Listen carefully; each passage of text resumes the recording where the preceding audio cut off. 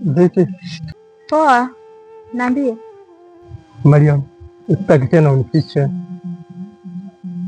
Nataka uniambie ukweli na tutakabiliana navyo pamoja.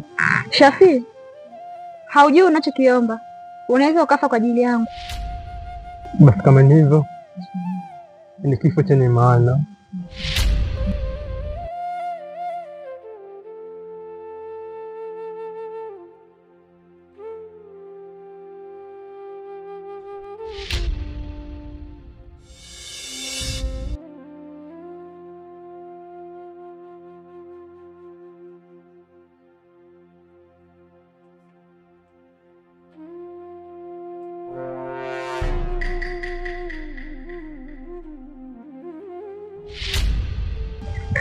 Shoga kidao, nimekuja umenitia huko nyuma ya nyumba mchana kweupe.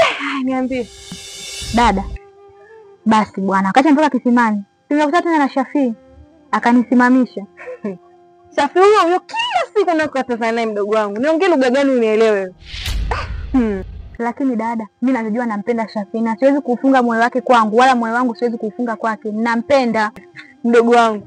Utakufa vibaya wewe. Yaani usipangalie na hicho kiburi chako wewe. Yaani ukimkaribisha Shafi unafungulia mlango wa damu. Na watu wa ukoo wetu hawanaga marafiki wa kudumu. Mimi ninachojua ananipenda nampenda. Yaani hicho tunapendana, tushapendana hivyo.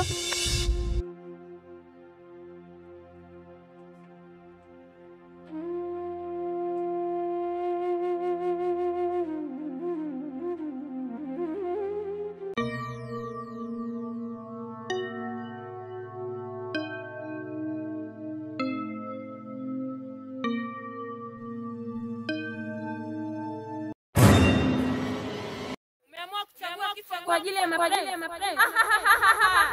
Kijana.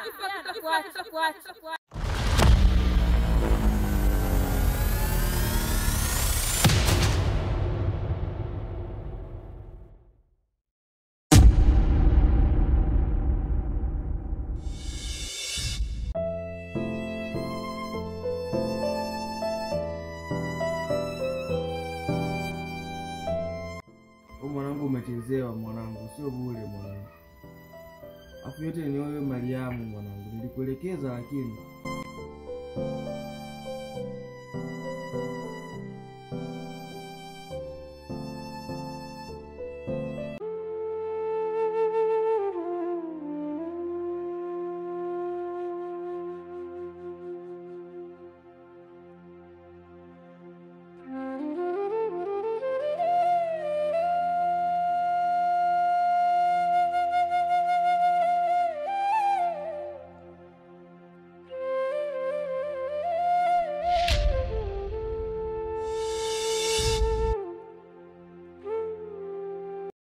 Karibu.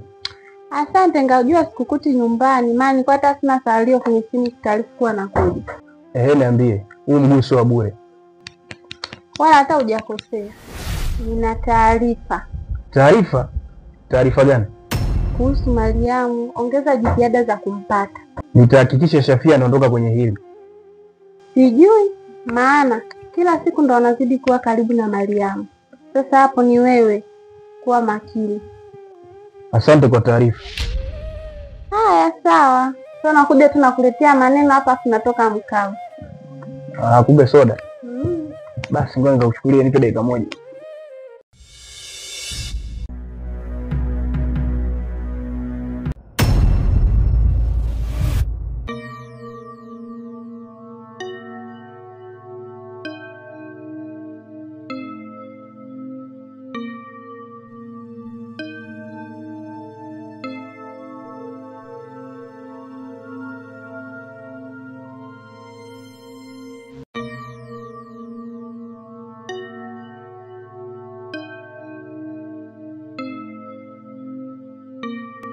karibu.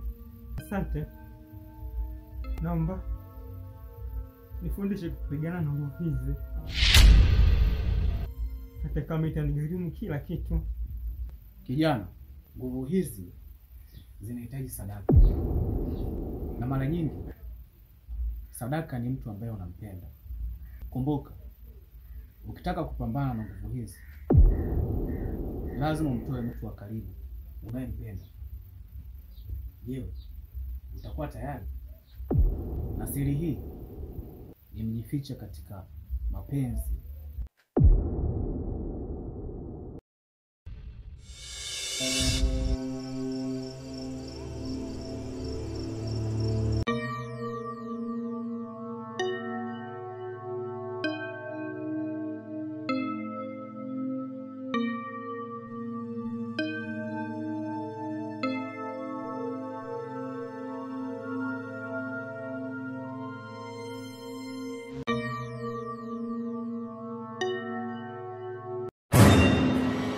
Mapenzi yenu ni sumu.